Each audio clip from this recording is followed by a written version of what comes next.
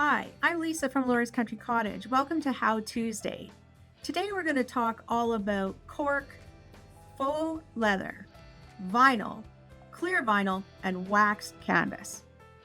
Let's talk about cork, faux leather, clear vinyl, and printed vinyl. They all work basically the same and have the same attributes. We'll do waxed canvas on its own. It's a little different.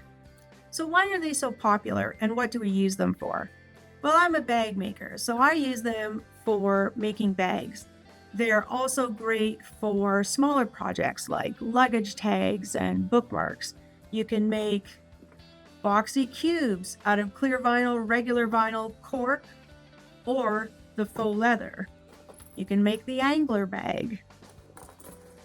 This is an all printed vinyl bag. Here's a bag with cotton on top and vinyl on the bottom because it's nice and easy to clean. Here's a bag with cotton and cork. Here's cork with canvas. Here's my everyday purse. It's all faux leather. And here's my computer bag. All cork. So you can see that all of them are interchangeable. You can use them together and use them with cotton. They are so great to work with. The most popular reason that people love to work with them is you can leave the edges raw. They're all durable and easy to clean, and you can do a lot with them. There are a few little tips for working with cork, the faux leather, and the vinyl. Let's dive deeper into those tips. Let's talk about cork. There are different kinds of cork and different grades of cork. We only carry good cork at the store. There are some lower grades of cork that when they are folded or lightly used, they crack, almost like they're dry and the color wears off. We don't carry those at the store. Our two most popular kinds of cork are fabric-backed cork. So this is about 1 millimeter thick. Sometimes it's backed in black, sometimes in this light color, and the odd time it's even backed in white. It's nice and flexible, really soft, and nice to work with. If you're working with this kind of cork in a bag, you would not use the stabilizer that they suggest, the interfacing, because this fabric has enough structure on its own. If that makes you a little bit uncomfortable, I would suggest at least downgrading to a lighter weight stabilizer. Having said that, I do always interface or stabilize my handles. Cork can be a little bit stretchy, so that stabilizer helps on the handles because our bags pull on those handles and it would prevent it from stretching. But when you're working with the fabric back cork, you can leave the stabilizers off when you're doing a bag. The other kind of cork that we have does not have a fabric backing. There's just a light nylon sheet. It's almost fabric weight. If you're going to use this lightweight cork, you would treat it just like fabric. Put the interfacing on that asks for, and continue on your way. Now, both of these kinds of cork can just be wiped clean. They also can both be pressed with an iron. So having said that, I only ever press my cork from the back. I don't press the top of my cork. Cork is kind of pricey, and I don't want to take the chance that I'm going to scorch or mark my cork at all. So I do press my cork from the back, but manufacturer says you can press it from the front or the back. When marking your cork, you can use a chalk roller. You can mark on the back with pen or anything. You write on it very easily. But when I mark on the front, I usually use a chalk roller because it wipes off very easily. What else do you need to know when working with cork? Well, I use an 80-12 or 90-14 needle, a Microtex needle, when I'm stitching cork. I increase my stitch length to a 3.0 for piecing, and for top stitching, I increase that to 3.5, maybe even 4 if I'm going around the top of a bag. We don't use pins when we're working with cork because they'll leave holes. So you're going to want to use your Wonder Clips or your Sew Tight magnets. If you haven't seen the Sew Tight magnets, they are just that, a magnet. They come in different shapes, dots, bars, and squares, and that will hold your pieces together so that you don't use pins. Now, if you happen to stitch something and need to remove your stitching, it's going to leave holes. But if you carefully steam it front and back, that helps to close up some of those holes. I'm going to show you my computer bag. This bag is at least 4 years old. It's made out of all cork. So cork, printed cork here, and nice chocolate brown cork on the front. And you can see I have a little bit of wear on the corners of my bag, but I use this bag every day for about 4 years.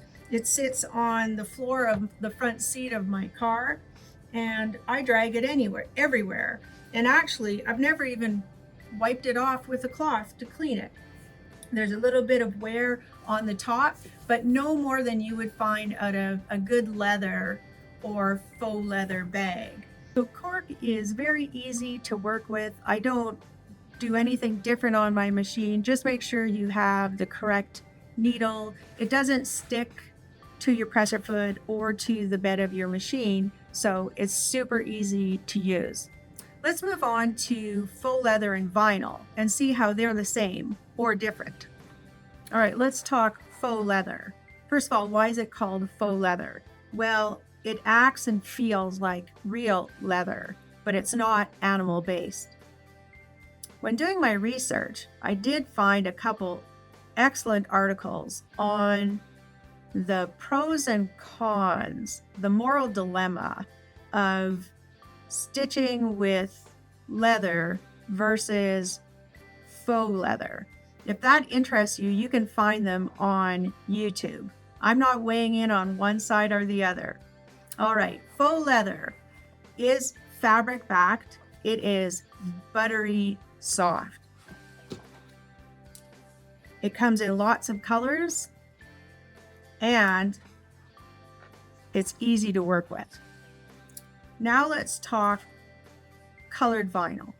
This is fabric backed again, comes in lots of colors and in lots of prints. Here's my Mav bag made out of printed vinyl. So you can use printed vinyl for lots of things. It comes in really awesome finishes too. This is called Unicorn, and I used it to make butterfly shoe wings. How much fun is that? Then we have printed clear vinyl. So here's rubber duckies. It feels just like clear plastic. And here's a nice plaid. Again, all of these fabrics have clean raw edges and they're easy to work with. But when we move away from cork to the faux leather and the vinyl, sometimes we need to adjust things so that the sewing is easier. So again, we're going to use an 80-12 or 90-14 Microtex needle.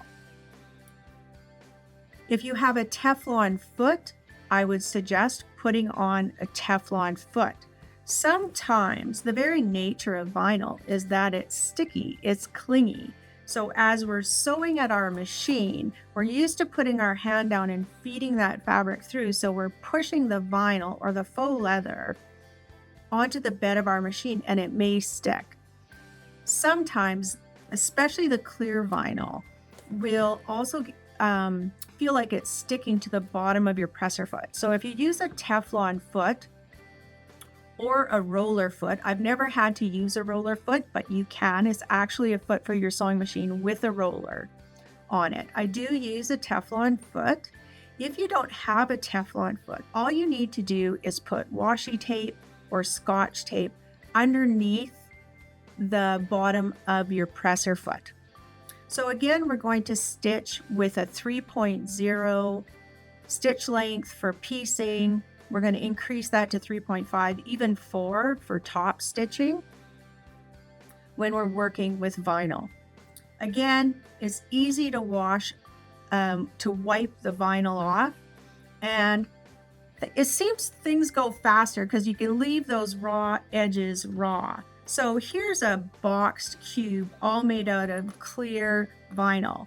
If you look inside the bag, all the edges are raw. So the edge of my zipper is raw, and even my inside seams are raw. So you see the stitching. So when you're using the clear vinyl, you want to think about the color of thread that you're using when stitching with the clear vinyl.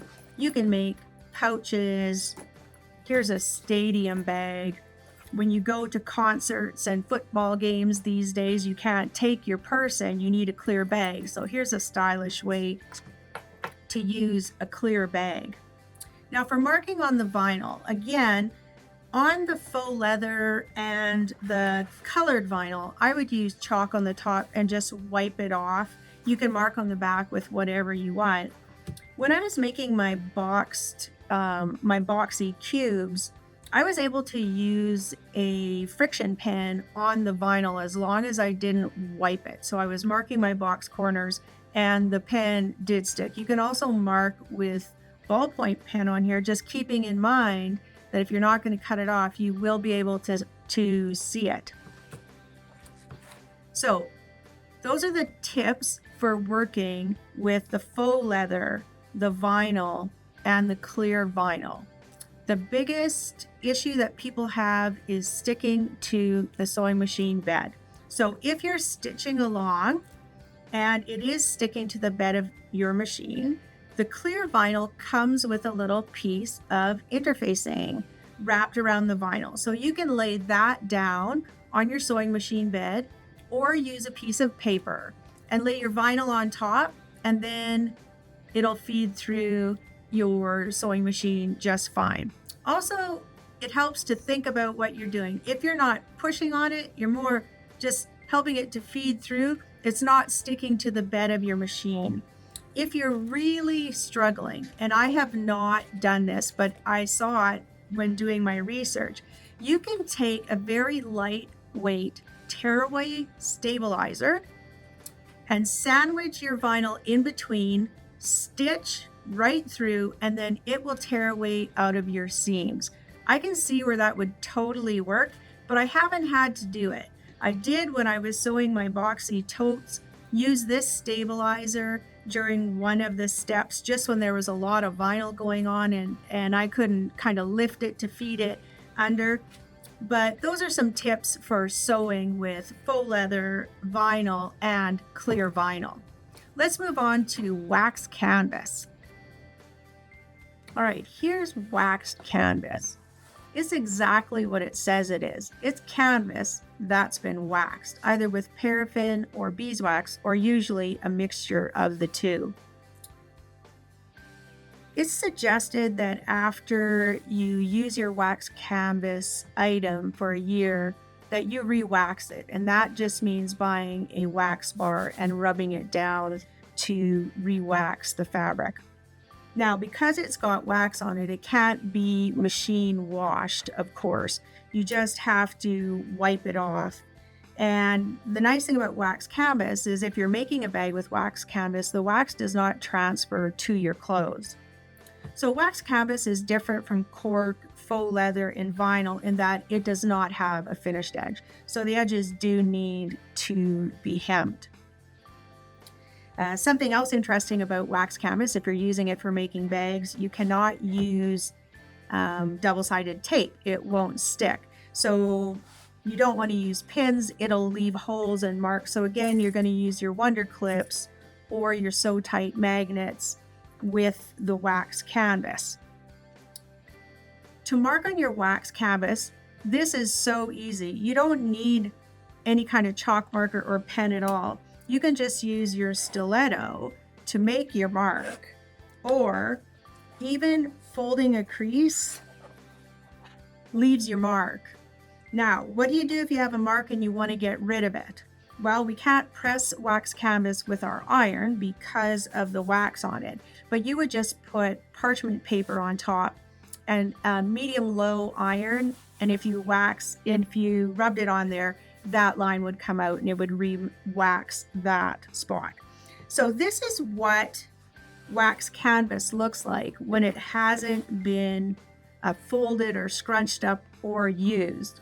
And this is the same wax canvas after making this bag. So you can see that it comes out all nice and crisp, but when you crinkle it up, it has beautiful texture and character. They actually call it the patina of wax canvas. So this is the H2O to go bag from Lynn's Handmade. So it's made to carry your big water bottle, and then it's got a place for your credit cards and whatnot in here. It's got waterproof canvas on the inside, and because I used wax canvas on the outside, it will just wipe clean. It's water resistant. I also made the travel organizer from Lynn's Handmade out of the wax canvas. Something about wax canvas is really appealing to guys. It actually started out, they would wax canvas for fishermen and for sailboats. And because it was so durable, it started off using oil, but that's kind of gross. So they moved to wax canvas. So it's great for workwear and masculine projects too. I made both of my boys' shaving kits out of waxed canvas, and they seem to like them. So wax canvas comes in different weights. Ours is the perfect weight for craft projects and bag making. Now, when you sew the wax canvas, you're going to want to use a Microtex 14 or a Jean 14 needle. It's a heavier weight fabric, and so you can help your machine be successful by doing that. Wax canvas doesn't stick to your presser foot or your sewing table at all, so you don't need to worry about that. Also, when sewing with wax canvas, because we can't press our seams open, you'll want to use a seam roller. It works really good, and you can really get a seam to stay flat when you use your seam roller. So it works good. Now, what about stabilizers when making a bag? Well, I would use probably a lighter weight stabilizer than they suggest if they thought I was using quilting cotton, but you can't iron it on. You can't use fusibles. So you need to just stitch it in. Now, after you've made your project with wax canvas, it's important to clean your feed dogs, your needle plate, and your needle. I would just put a new needle in. You were sewing through heavy fabric anyway. The wax will transfer to your feed dogs, and it's important to clean that out. So just take some rubbing alcohol or DK5 adhesive remover, put it on a cotton ball or a Q-tip, and just clean out your feed dogs. Wipe off the top of your sewing machine needle plate and either wipe off your needle or use a new one. And that's how to work with waxed canvas. One of the questions we get asked a lot at the store is, can I sew cork, vinyl, and faux leather on my regular domestic machine? Well, the answer is yes, but cork and vinyl and faux leather, when we layer things up with interfacing and soft and stable, some of our seams can become very big.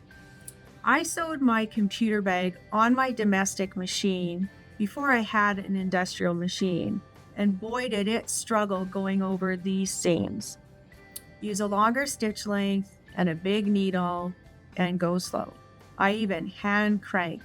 But when I'm looking at projects now, I'm thinking about how many layers is that I'm going through.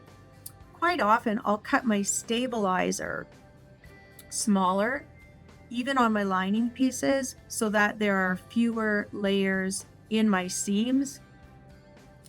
I sewed this whole bag on my domestic machine, except for the top stitching going around the top and the handles. That I did on my industrial machine. I would change the way I did the handles if I was doing it on my domestic machine. I would just make them thinner. Sometimes I do one side vinyl and the other side cotton. So keep in mind the kind of bag you want to make. If your bag is top stitched around the top, think about if I would have put cotton here instead of cork, that would be lighter, and maybe you're downgrading from soft and stable to something like Decaville Light to work with. Sewing all these other projects are just done on a domestic machine, even the MAV bag. A regular domestic machine will have no problem sewing cork, faux leather, and vinyl. Now, I have to warn you, when you start working with these things, you don't throw anything away. I keep every little scrap of cork and vinyl because they can be used for tiny little projects. You can make bookmarks. Here's a keychain for my great nephew's grad class this year. I made tons of them and I used scraps. Here's a cord keeper. It just needs 2 little pieces of cork. And then luggage tags and keychains. You can use your leftovers for so many little projects. I hope you enjoyed learning about cork, faux leather, clear vinyl, and printed vinyl. I hope you'll try some new projects. The angler is so much fun to do, and the raw edges inside make the projects fast to do. Thanks for joining me for How Tuesday.